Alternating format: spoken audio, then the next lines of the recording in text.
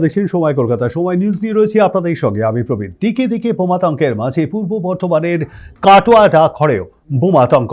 সকালবেলা অফিস খোলার পরে আধিকারিকরা একটি হুমকি ইমেল দেখতে পান। সেখানে সায়ানাইড গ্যাস মিশ্রিত RTX রাখা আছে বলে জানানো হয়। এরপরে কলকাতার ডাক বিভাগ থেকে কাটোয়ায় হেড পোস্ট অফিসকে সতর্ক করা হয়, বন্ধ করে দেওয়া হয় পোস্ট অফিস। পোস্ট অফিসের কর্মী সহ গ্রাহকদের দ্রুত পোস্ট অফিস খালি করতে বলা হয়।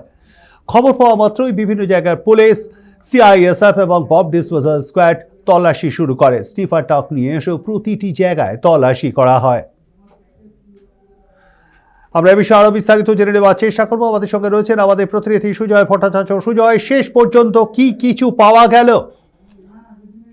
দেখো প্রবীণ, শেষ পর্যন্ত পুলিশ এবং বম্ব স্কোয়াড ফোর্স সমস্ত তন্ন তন্ন করে খুঁজেছে পোস্ট অফিস এবং আশপাশের এলাকা। কিছুই পাওয়া যায়নি। তবে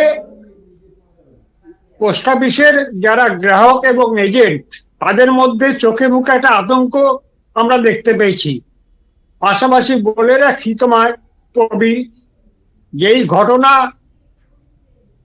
কাটোয়ায় এই প্রথম বলে দাবি করছে পোস্ট অফিসের একাধিক স্টাফ।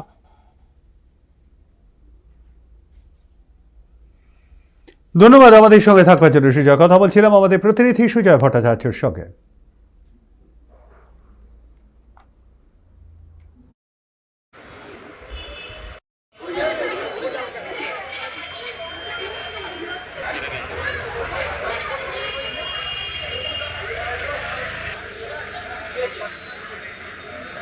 দেখো, হ্যাঁ আছি আছি আছি আছি একটা মেসেজ একটা মেল এসছে যে আমাদের এই 12টা থেকে 2টোর মধ্যে সমস্ত পাসপোর্ট অফিস থেকে শুরু করে আমাদের সমস্ত অফিসের কাউন্টার,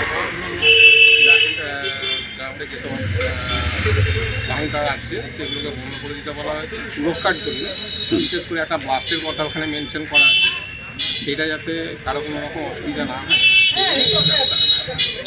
এটাই বলা আছে। একটা 15-তে কোনো একটা RDX বা ID এই ধরনের কোনো বিস্ফোরক দিয়ে একটা বিস্ফোরণের কথা উল্লেখ করা আছে।